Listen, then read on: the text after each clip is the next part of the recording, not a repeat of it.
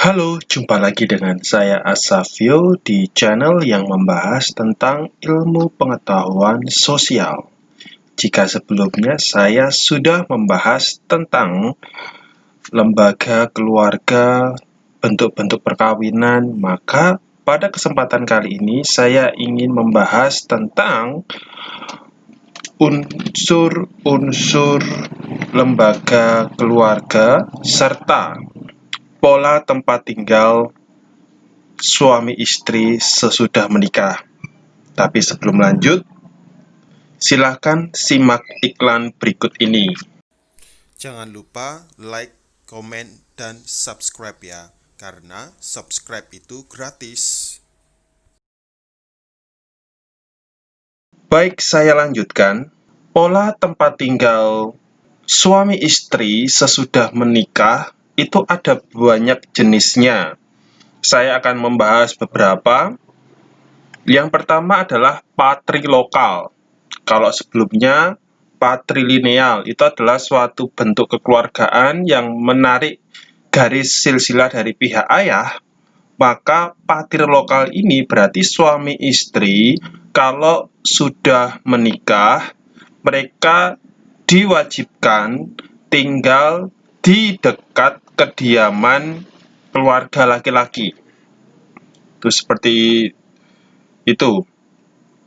Sebaliknya, kalau matrilokal itu berarti suami istri sesudah menikah mereka diharapkan tinggal di kediaman keluarga wanita atau keluarga istri tadi. Contoh misalnya seperti di salah satu desa di Banyuwangi itu memiliki budaya seperti itu.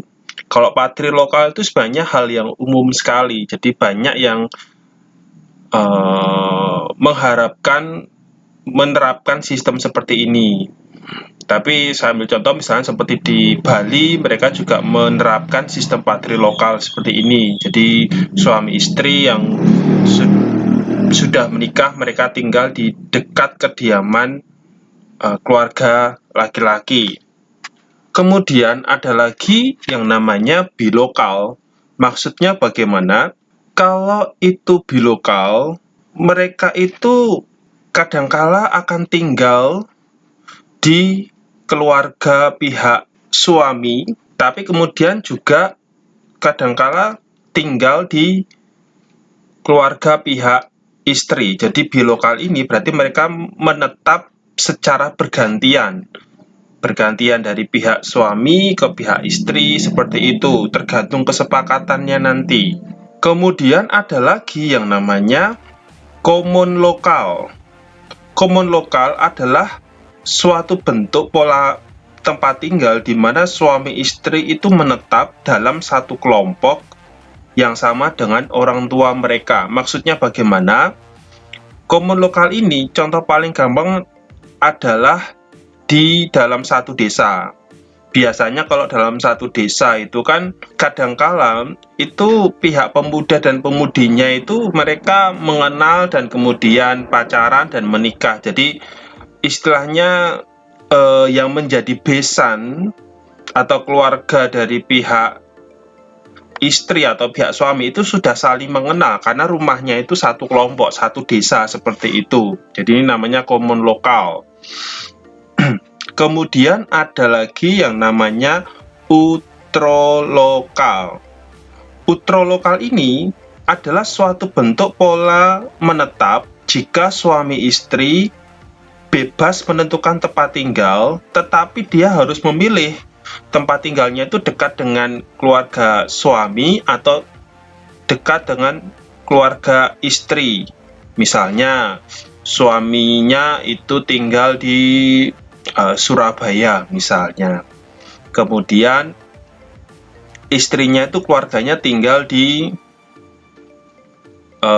Malang. Nah, ini misalnya nanti keluarganya itu pengen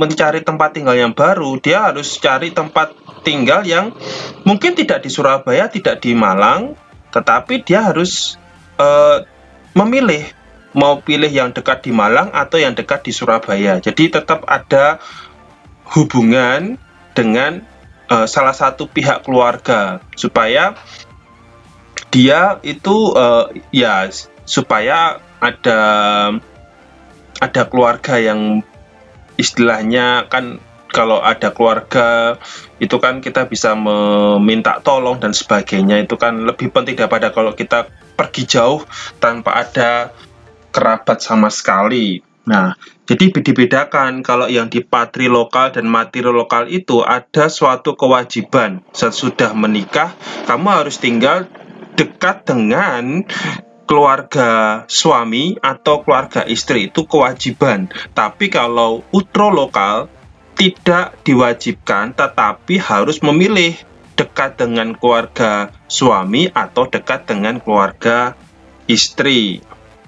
Kemudian ada lagi yang namanya neolokal.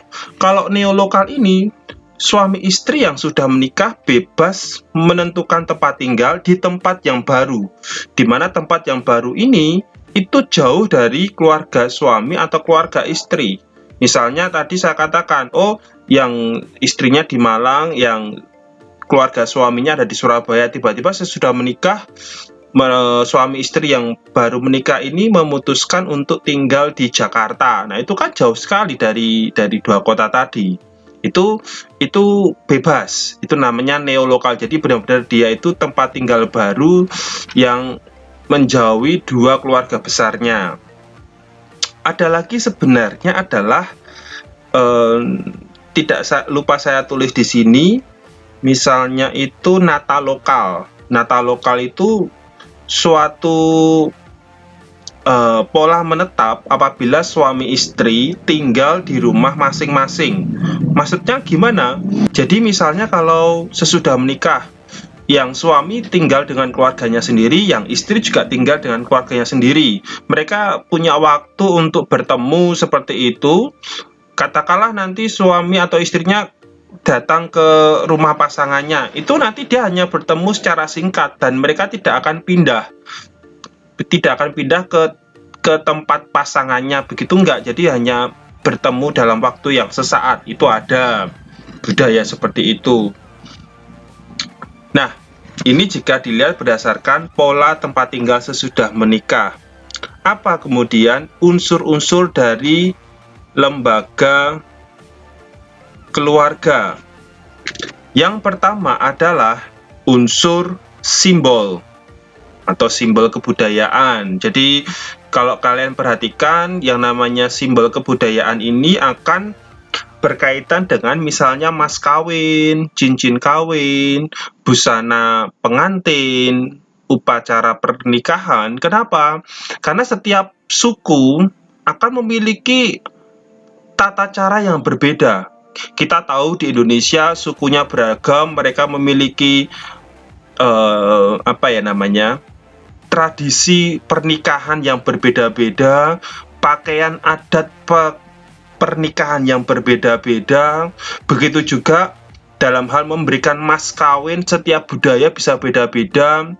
Ada yang mungkin memberikan mas kawin misalnya mungkin hewan sapi atau babi misalnya, atau mas kawin dalam bentuk yang lain, itu seperti itu. Kemudian juga cincin kawin sebagai simbol bahwa kamu sudah mendapatkan atau kamu sudah terikat di dalam suatu pernikahan sehingga membentuk keluarga yang baru. Nah, ini namanya simbol kebudayaan atau simbolis seperti itu.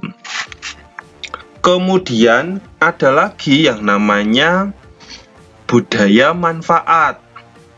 Dalam budaya manfaat ini maka diperlukan alat supaya keluarga itu bisa menjalankan kegiatannya sehari-hari.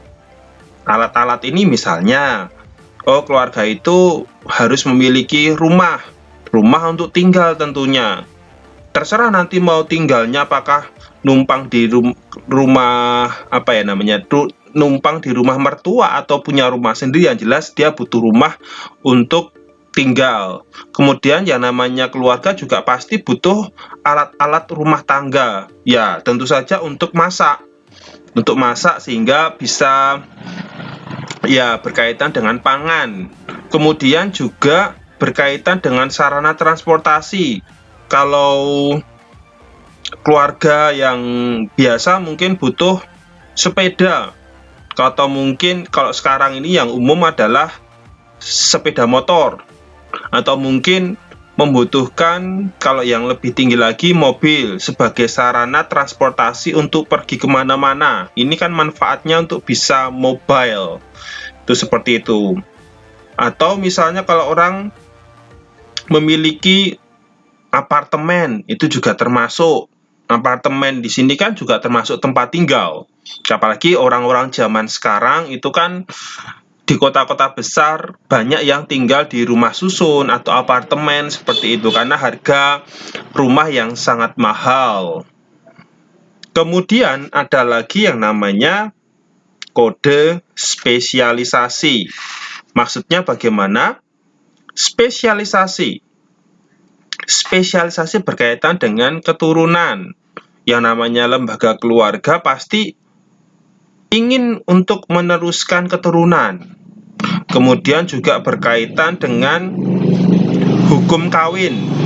Nah, kok bisa hukum kawin kaitannya dengan spesialisasi? Karena hukum kawin ini bisa jadi antar budaya, antar agama itu memiliki perbedaan yang khas seperti itu. Atau ada lagi yang berkaitan dengan ideologi. Ideologi ini berkaitan dengan apa? Misal cinta. Yang namanya lembaga keluarga suami istri kalau menikah kan harus didasari dengan cinta. Oh, tidak cinta mister, tapi dijodohkan. Ya, tetapi seiring berjalannya waktu, yang namanya suami istri nanti kalau mereka punya anak kan mereka harus memberikan cinta kepada satu dengan yang lain, itu dibutuhkan. Kemudian juga perilaku familisme atau kekeluargaan. Maksudnya apa? Oh, kalau sebelumnya perilaku kita yang masih belum menikah itu cenderung individualis, egonya tinggi. Begitu kita sudah menikah, maka kita harus berpikir apakah yang aku inginkan itu juga pasanganku inginkan. Jadi benar-benar harus ada kompromi, mementingkan keluarga. Oh, ini kalau saya mau beli mobil, padahal ini kalau beli mobil mungkin ada keperluan lain yang mendesak yang harusnya dibayar segera misalnya. Nah, ini kan juga tidak bisa memaksakan keinginan pribadi untuk beli mobil, sementara pasangannya atau kebutuhan keluarga itu ada yang lebih penting daripada ingin beli mobil misalnya. Jadi ini berkaitan dengan kekeluargaan atau familisme. Dan kemudian juga ada kode perilaku. Nah, unsur perilaku ini berkaitan apa? Berkaitan dengan tanggung jawab. Oh, kalau misalnya seorang laki-laki atau pria itu dia menjadi kepala rumah tangga, dia memiliki tanggung jawab untuk memberi nafkah bagi keluarganya, mencari nafkah bagi keluarganya. Nah, itu tanggung jawab dia. Begitu juga wanita atau istri, dia memiliki tanggung jawab apa? Itu berkaitan dengan perilaku. Begitu juga dengan kesetiaan. Kok bisa? Oh, setelah saya menikah, saya tidak boleh selingkuh. Saya harus setia dengan pasangan saya. Karena nanti kalau selingkuh, ya itu bisa mempengaruhi hubungan pernikahan yang kalau tidak bisa dipertahankan bisa berakibat perceraian. Kemudian kalau misalnya saya sudah menikah, saya harus memberikan perhatian dan kasih sayang atau afeksi kepada pasangan saya. Jadi harus entah mungkin ada banyak cara untuk memberikan perhatian, membantu atau apa ya, misalnya Ya, teringat di saat ulang tahun diberikan hadiah itu kan juga termasuk perhatian. Teringat bahwa oh ini ulang tahun istri atau suami saya hari kemudian dirayakan. Ini contoh sederhana. Kemudian juga perilaku hormat. Hormat di sini bagaimana? Ya, kembali lagi kalau misalnya sudah menjadi suami istri maka ya baik itu lelaki atau mungkin wanita, sama-sama mereka harus menghormati pasangannya. Tidak boleh mereka itu bersikap arogan terhadap pasangannya. Kemudian juga ada kode perilaku patuh. Patuh di sini apa? Ya, misalnya mereka sudah membuat suatu kesepakatan, aturan. Aturan ini kan aturan yang berlaku di dalam keluarga mereka. Berarti mereka harus mematuhi aturan yang sudah dibuat. Jangan sampai mereka membuat aturan tapi melanggarnya sendiri. Nah, perilaku patuh seperti ini tujuannya apa? Ya, kembali lagi supaya keluarga itu aman, keluarga itu bisa berjalan dengan sebagaimana mestinya. Baik, sampai di sini ada yang mau ditanyakan mengenai unsur lembaga keluarga? Jika ada yang ditanyakan, silahkan komen di bawah ini dan saksikan saya di video-video yang lain. Sampai jumpa.